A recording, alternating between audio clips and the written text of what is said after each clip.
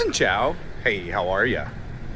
In this video today, we are going to talk about what is the budget of living an hour away from Saigon all the way in a suburb. And we're going to compare it to what the prices are going to be when we go back and move interior into District 1 again. Or what it's looking like the prices are going to be, so you can get a huge comparison. That's all that this one's going to do, is we're just going to go over the money stuff. So let me try to get a better thumbnail here.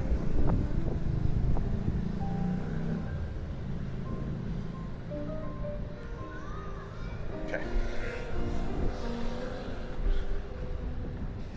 So the base rent for the place I have right now, it's 2-bedroom, 2-bath. It's like 71 meters, 71 M2, which is like what the more modern, like finished in the past 5 years, apartments tend to typically have. They're smaller, 2-bedrooms, 2-baths. Mine's completely not furnished, so there's no furnishings whatsoever. And my base price is $9 million. So that's about 342 US dollars is what I pay for the base price. Now, if I'm not home and I'm traveling, that's what it stays at. But once I'm home and working at home and here and at home, you can expect to spend anywhere from 3 to 4 million, which is another 100 to 150 bucks on power. So we're already sitting somewhere around $500. So you're sitting somewhere right around 500 bucks. Now the water is included with that 9 million. So as far as food, I spend about on average $20 a day on food. If I ate Vietnamese food, it could be somewhere around $10 a day. So, I mean, would I spend the same amount of money on food in District 1? Yeah, it'd be about the same. So really, it's the housing that's going to be the big difference. You know, places I'm looking at now, for all the newer stuff, like anything decent, you're sitting at like 32 million. Not even newer, even like Vinhomes Golden River. Like they've got units for 28, 29 at a 2-bedroom, 2-bath. But they're like under the 40th floor, under the 35th floor. They're not desirable. They point at the school. There's so many problems with Golden River.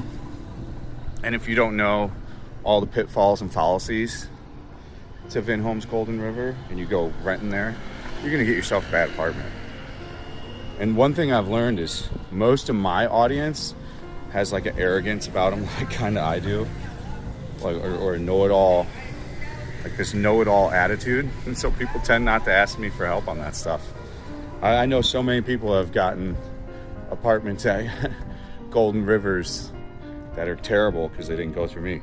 One guy helped get an apartment and the guy wouldn't give me any money because my buddy didn't even tell him that he came from me. I was like, what the fuck did you do, bro? Like, how do you go to the guy and not tell him who recommended you? Which, again, it was all bullshit. The guy just didn't want to pay it. And then my buddy told me a little too late. It is what it is. Like, but I lost out on like $1,000 because of that.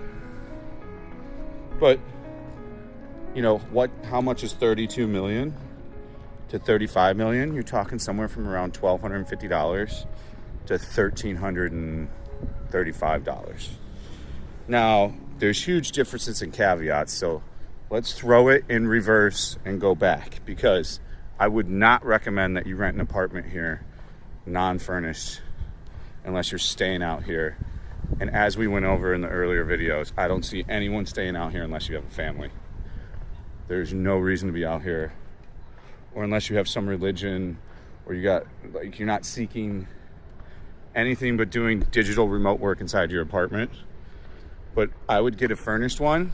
And right now, the same apartment I'm in is somewhere around 14 million. They're going for fully furnished now, which is, hold on, let me get you the exact conversion on that right now. Some of them are as low as 12 millions, depending on how low of a floor it is and stuff. But we'll go 14, because that's the more accurate number, and that's about $540. So then you've got to add in your another $200-ish for the aircon. So you're at 540, 640, 740. Do we see what I'm getting at now? So we're all the way up to 740, possibly, if you're running the aircon a lot. And you got a fully furnished 2-bedroom, 2-bath out here. So these prices are starting to not be as cheap as they are. And then with everything I've added in on how long it takes to go to Saigon, it's, bro, this place is like almost, you're so far out here that when you leave, or when you coming back, it's so annoying. You just don't even want to leave because you know you have to take the 2-hour journey. So like the squeeze is not worth the blow. It needs to be, this is one of the things I went over in the last video, is that the budget, these need to be even cheaper. They're already getting out of control because too many people moved here.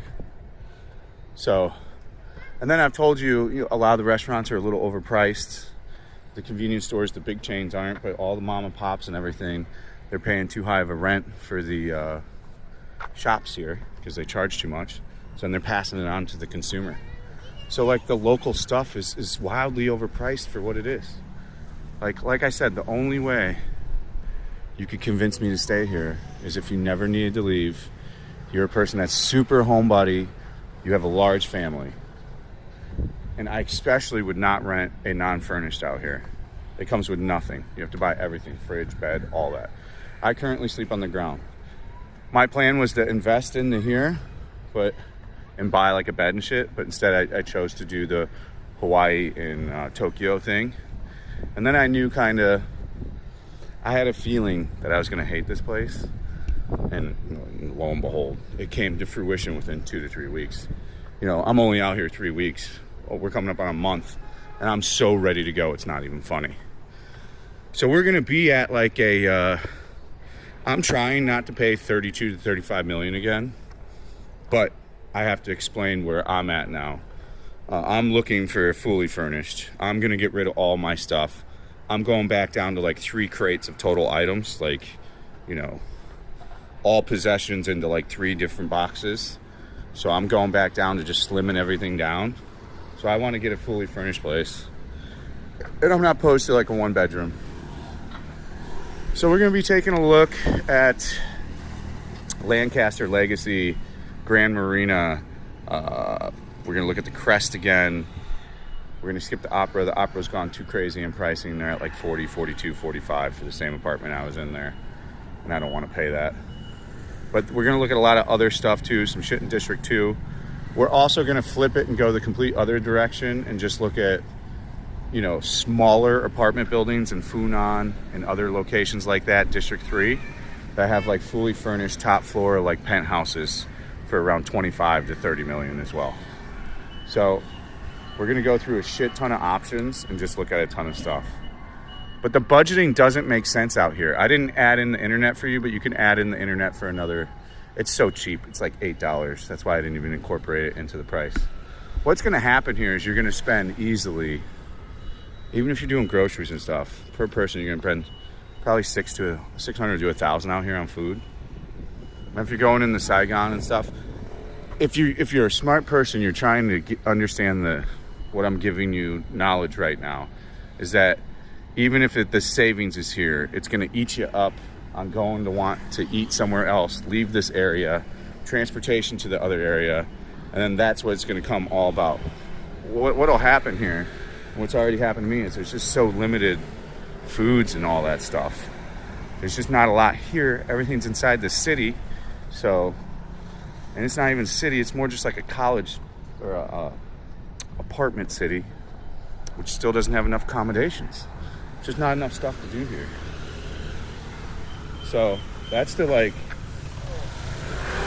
what were you doing, Dad? You couldn't wait 2 seconds, bah? Oh. Like you couldn't wait the micro 2 seconds. It's crazy. There is another thing that we'll talk about, but it's the first time I've slightly experienced it. They're not as polite out here at all. They're a significant shade of ruder.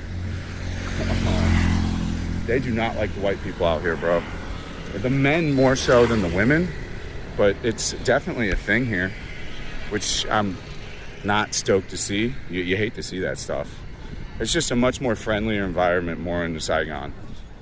You know, I will get into a whole video on that, but it is slightly disappointing to see. You get a lot more aggression from the men out here, 100%. Like to the T. My door guy's an asshole at the building. The other door guy's an asshole. I can give you just a quick example. Like, none of the Vietnamese pick their dog up when they go through the thing. I've even stood by the door and watched like a lady go in with her 2 dogs. And then I'll walk in with mine, and then the fucking guy will start going crazy. Saying crazy shit. Pick the dogs up! Which is like, whatever. It is what it is. I mean, I'm not even going to be here probably in 3 weeks. So it's like a mute point. But there's a lot of small little intricacies with other things like that here. This squeeze is not even worth close to the blow. I think for these to be viable, what I'm in right now is a $5 to $6 million unit. A fully furnished should be at the $9 million, which is where they started. Now that people have moved here and they shifted up to that price range, if you want to live in the middle of buttfuck nowhere, go for it. And you want to spend damn near $600-700.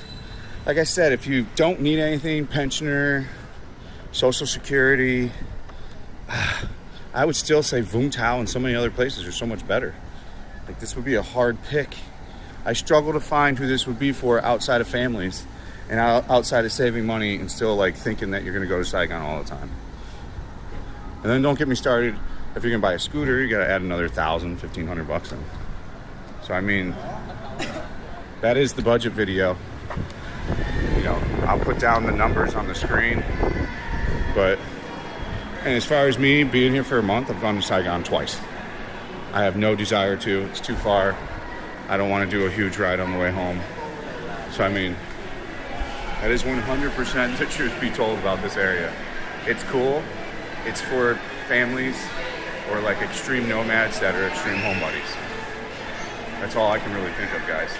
I hope these videos are helpful for you guys. Thank you for watching. Subscribe. There's a Patreon with a bunch of additional stuff. See you on the next one. Stay frosty. Thanks for watching. Peace out.